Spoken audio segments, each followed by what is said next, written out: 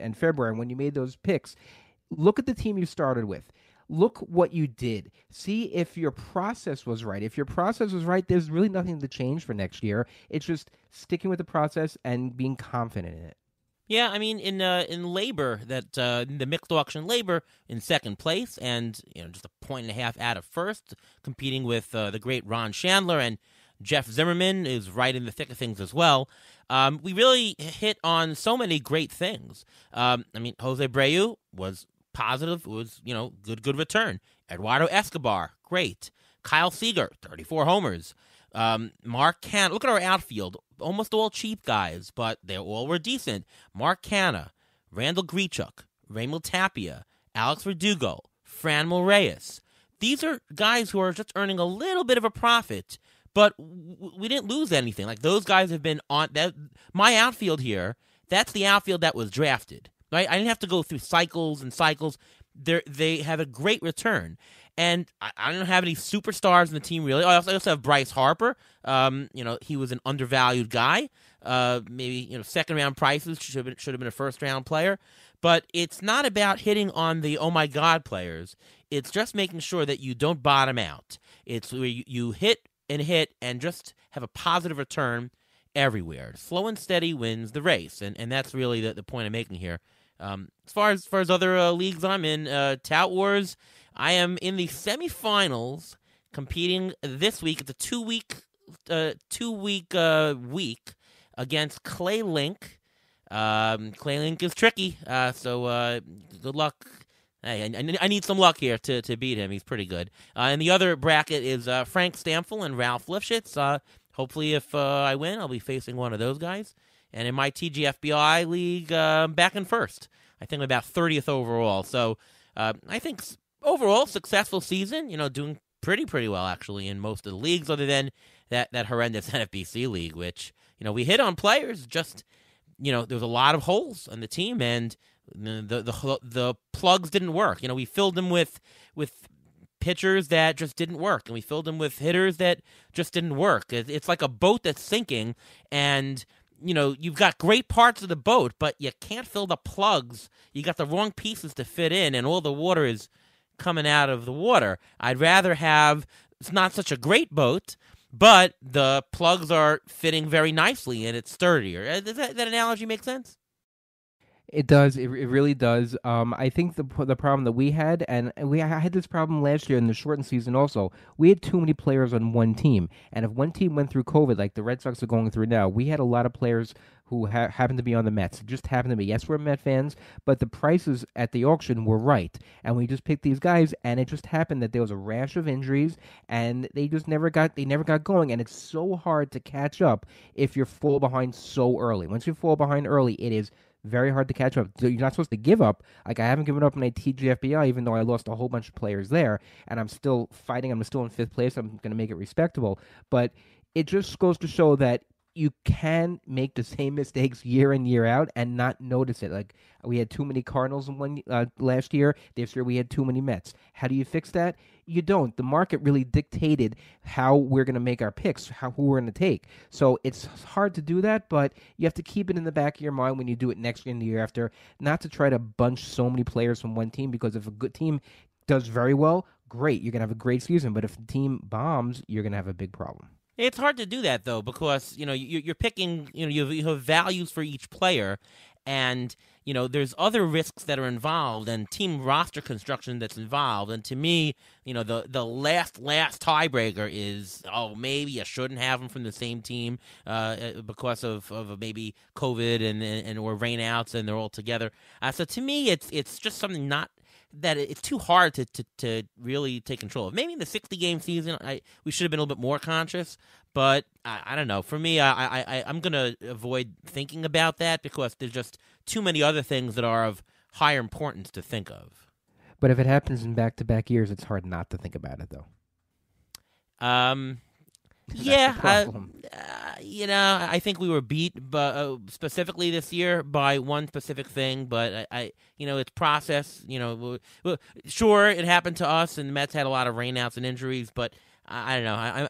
I'm not there yet to really change my thinking on being more conscious of that. For now, let's see Okay. how it goes. You know. Oh well, see, this is how a team works. When you have two people on a team, when you have two people managing a team, you can discuss this. You can decide what you're going to do next year and how you can tweak it and go forward. This is a great debate that we have during the course of the season. How we're going to go through this, how we balance the team, and if you have a team where you're working with someone, a co-manager, this is the best way to talk things out because sometimes having one person by themselves, it's very hard to talk this out. Sure. I also think that, we do, 7, 8 leagues or whatever we're in. I do think, though, it's hard to win all 8 of them. And just because of the random process risk that goes on, you're not, you're going to make some mistake or you're not getting the exact same players in every league. So in 6 leagues, maybe they hit well, but I don't know, the 2 other leagues that you tried something else or the price was good on some other player and they randomly didn't work out.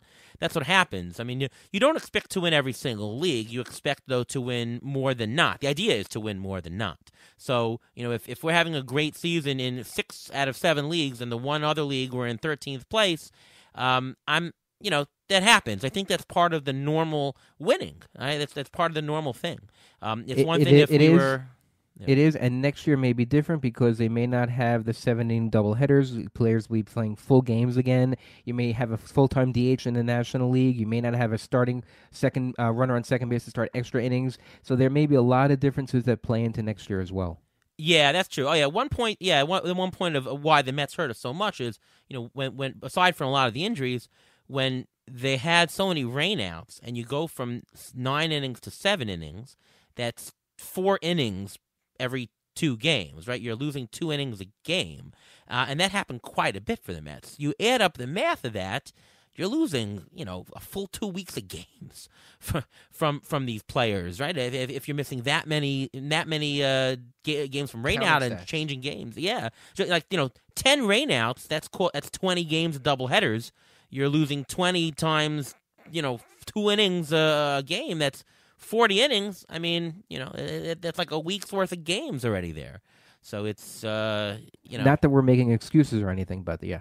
Yeah, but I'm sort of alluding to what the issue was for the Mets this year, in a lot of things they do. But all right, that's what it is. Any other thoughts before we wrap up this early September waiver wire show? Yeah, I think that people should watch the September 11th game tomorrow at Citi Field when the Mets play the Yankees because they're going to have a lot of the players from September who played in September 2001, both for the Mets and the Yankees. It's going to be very emotional, and I still remember listening to that first game back when Piazza hit the home run. I remember listening to it on the radio, and it was one of the most emotional things I've ever heard. Yeah. Do you remember where you were during 9/11, by the way? Yes, I was actually in college at the time, and I remember seeing ash fall from the sky. It was very eerie looking, but yeah, it's something you'll never forget. It's like when people say they remember when Kennedy was assassinated. I remember where I was for 9/11. I remember where I was when the Rangers won the Stanley Cup, their only Stanley Cup. So there are certain things that you always remember where you are when something happened. Yeah. For me, I was also in college. I was, I think you were in Brooklyn. I was over in Queens, and on Tuesdays that year it happened to be I didn't have any classes until 2:00. So I remember I don't know, turning on the TV and I think I was just watching some I think Jerry Springer. I used to put it on sometimes back then while it was still fun. And I had one of those old, consoles with the antenna up to the sky, and all of a sudden there was just white fuzz when I put on the TV. And I remembered, I don't know why, but a few years back, I remembered the other time that there was some fuzz on Channel 11 was when there was a problem at the World Trade Center when there was the threat of the bombing back in the 90s. And the only station that worked was Channel 2 CBS in New York because they broadcasted off the top of the Empire State Building while all the other stations broadcasted off the World Trade Center. And I remember flipping 11 to Channel 9 to Channel 7 and fuzz. And I don't know why I even thought this, but I said, well, there's either something wrong with my TV or, God forbid, if I turn on Channel 2 and it's working, there's a problem at the World Trade Center. And I cannot tell you that feeling when I was thinking this and I turned the channel to 2 and I just see, smoke and images of what the heck happened to the city and to the building. And I just fell on my face there. That, oh my God, that's really what happened. That was a scary time. I mean, it was just news 24 hours a day for the next 2 weeks, and you're glued to your TVs. That was just a horrible time. I'm definitely old enough to remember that back in college. It was terrible. And I went to Queens College, and you can see the smoke for the next week. We had class the next day. You could see the smoke coming out where the World Trade Center is from where I was in Queens College. It was frightful. Wow. Same thing with me. I was in Brooklyn College. I actually saw when the towers were on fire still. I distinctly looking out the window and being able to see that, and that was a freaky thing. But then on the flip side, when the Yankees were in the World Series and President Bush II actually threw out a first pitch and he threw a strike and that crowd went nuts and everyone's chanting USA, USA, USA, that's the complete opposite of what with this feeling we had on September 11th. Yeah, and you probably remember also a couple weeks after when there was a plane crash in the Bell Harbor area, then everyone was freaking out. Yeah, it landed about 15 blocks from my house. So yes, I do remember that very well. Yeah, and oddly enough, that corner, my father actually lived in that corner where that plane hit, and all 3 out of the 4 corners were destroyed. In that plane crash. The one house from that corner that actually still remained was the house that my father lived in. So that was like, oh my God, wow. All right, anyways, enough reminiscing about September 11th. Again, 20th anniversary coming up tomorrow. And I want to wish everybody safe. God bless America. God bless the USA. And thank God we're here talking about fun stuff in baseball 20 years later. It's a little bit different time, and hopefully safe times in America and peace around the world. And baseball helped heal. And baseball helped heal. Yeah, no, it did. It did. I remember that game also with Piazza hitting that homer. That was incredible. It really was. And the Mets made a run that year for the playoff. They came short, but I remember they were wearing all the hats from the fire department and police department all throughout the rest of the summer, and yeah.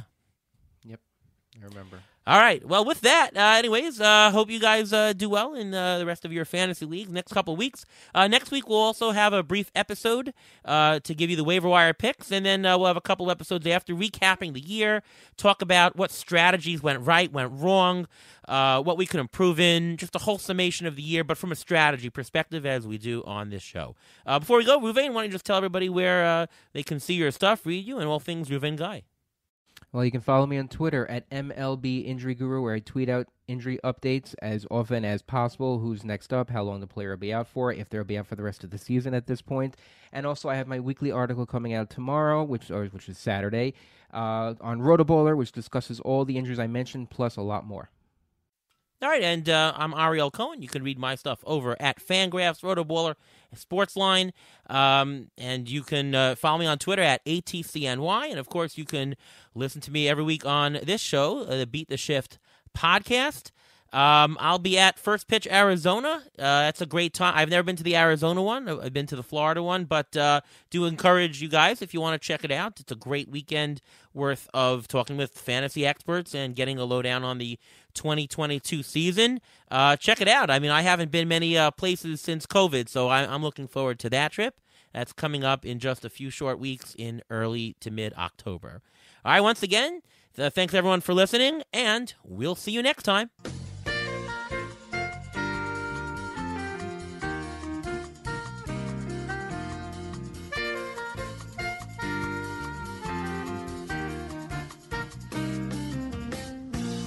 Thanks for listening to the Beat the Shift podcast presented by Fangraphs. Follow us on Twitter at beat_shift_pod.